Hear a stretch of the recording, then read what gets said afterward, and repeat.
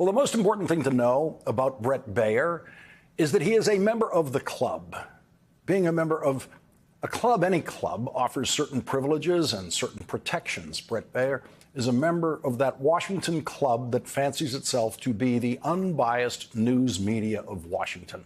Club members always include people who work at the major newspapers that we all rely on, major magazines, the news divisions of the broadcast networks. And to prove they are unbiased, they believe they must include in their club at least one anchor from Fox, and that's Bret Baier. But the truth is, Bret Baier is not so secretly a hardcore supporter of Donald Trump.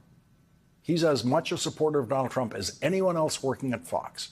When the objective election analysts at Fox called the state of Arizona for Joe Biden on election night, the supposedly unbiased Bret Baier privately urged the network to lie about Arizona. He privately urged the network to reverse its call in Arizona, which proved to be true.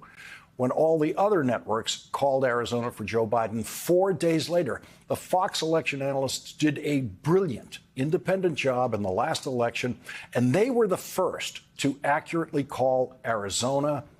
And all of the primetime hosts at Fox panicked and have all been caught in emails and texts with each other and the network demanding that Fox lie about who won Arizona. Bret Baier was one of those people. Bret Baier and all of the primetime hosts at Fox were as angry about Fox calling Arizona for Joe Biden as Donald Trump was. There was absolutely no difference between Donald Trump's reaction to Fox calling Arizona for Biden and Bret Baier's then secret reaction to Fox calling Arizona for Joe Biden.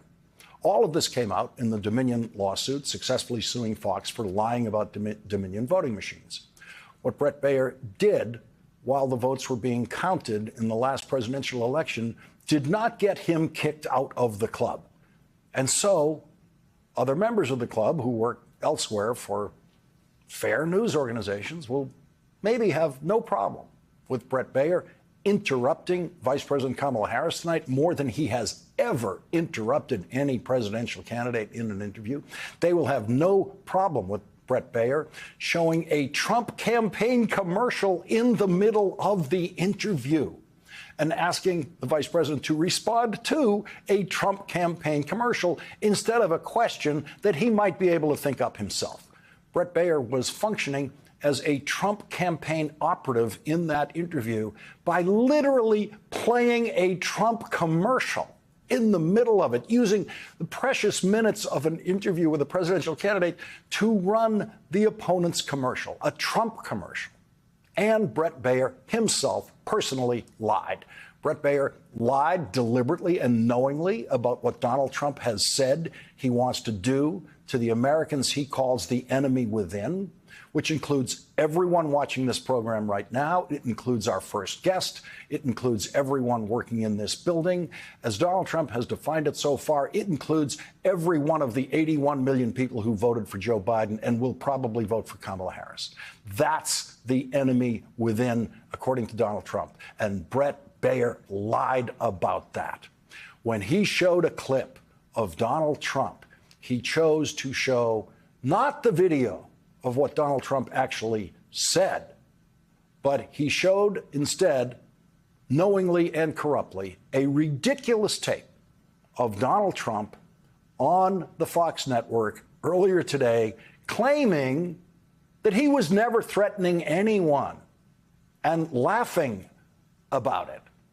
And Bret Baier took that to be a fact, that Donald Trump never threatened anyone. That is the kind of Trump campaign operative junk that Bret Baier sullied himself with and was throwing into his interview with the vice president tonight. And the vice president very forcefully responded. Why, if he's as bad as you say, that half of this country is now supporting this person who could be the 47th president of the United States? Why is that happening? This is an election for president of the United States. It's not supposed to be easy. I know, but it's not supposed to be. It is not supposed to be a So cakewalk are they misguided, the for 50%? Listen, are they stupid? What is God, it? I would never say that about the American people. And in fact, if you listen to Donald Trump, if you watch any of his rallies, he's the one who tends to demean and belittle and diminish the American people. He's the one who talks about an enemy within, an enemy within, talking about the American people, suggesting he would turn the American military on the American people. We asked that question to the former president today. Harris Faulkner had a town hall, and this is how he responded. I heard about that. They were saying I was like threatening. I'm not threatening anybody. They're the ones doing the threatening. They do phony investigations. I've been investigated more than Alphonse Capone. He was the greatest gangster. No, it's true. No, but think of it. It's called weaponization of government. It's a terrible thing. So, Brett, I'm sorry, and with all due respect, that clip was not what he has been saying about the enemy within that he has repeated when he's speaking about the American people. That's not what you just showed. well, he was asked about that specific... No, that's not what you just showed. In all fairness and respect to you, that was the question that we asked him. You didn't show that, and here's the bottom line. He has repeated it many times, and you and I both know that. And you and I both know that he has talked about turning the American military on the American people. He has talked about going after people who are engaged in peaceful protest. He has talked about locking people up because they disagree with him. This is a democracy. And in a democracy, the President of the United States, in the United States of America, should be willing to be able to handle criticism without saying he'd lock people up for doing it. And this is what is at stake, which is why you have someone like the former chairman of the Joint Chiefs of Staff saying what Mark Milley has said about Donald Trump being a threat to the United States of America. And here's what Donald Trump actually said about the enemy within that Bret Baier would absolutely not allow his audience to hear tonight. The bigger problem is the enemy from within, not even the people that have come in and destroying our country. By the way, totally destroying our country. The towns, the villages, they're being inundated. But I don't think they're the problem in terms of election day. I think the bigger problem are the people from within. We have some very bad people. We have some sick people, radical left lunatics. And I think they're and it should be very easily handled by, if necessary, by National Guard, or if really necessary, by the military, because they can't let that happen.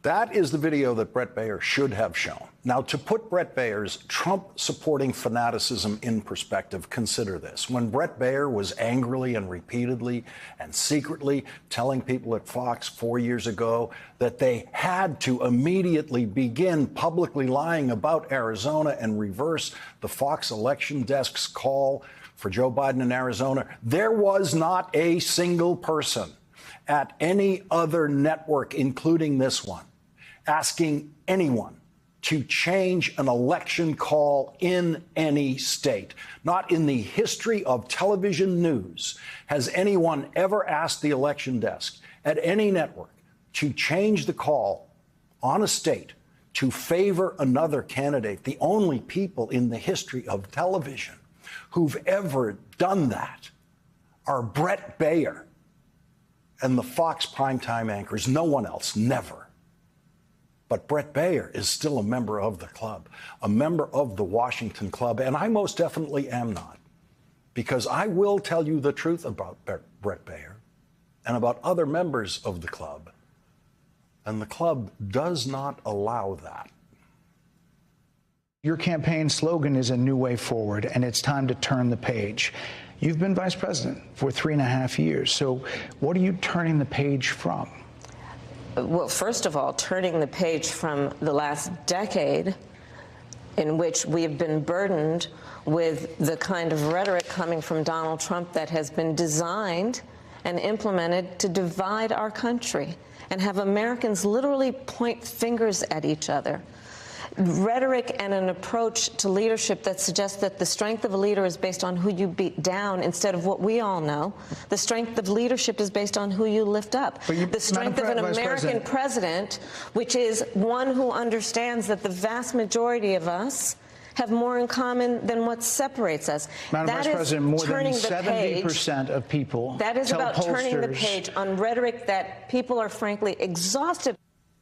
3 weeks from now, Bret Baier will not be running down the halls of Fox demanding that the election desk change their call of any state, because Fox has fired the people who did that. They fired the people who told the truth and kept the liars, the Trump-supporting liars. The new Fox election desk will not dare do anything to anger Bret Baier or Donald Trump or Fox's primetime anchors. Never again. That's the lesson Fox learned about telling the truth on election night. Never again. Vice President Harris went to Washington, crossing Historic Park in Pennsylvania today, where, during the Revolutionary War, George Washington crossed the Delaware River. The vice president was accompanied by prominent Republicans, including Adam Kinzinger, who have never voted for a Democratic president before. In a typical election year, you all being here with me might be a bit surprising, dare I say unusual. But not in this election. Not in this election. Because at stake in this race are the democratic ideals that our founders and generations of Americans before us have fought for. At stake in this election is the Constitution of the United States, its very self. We are here today because we share a core belief that we must put country before party.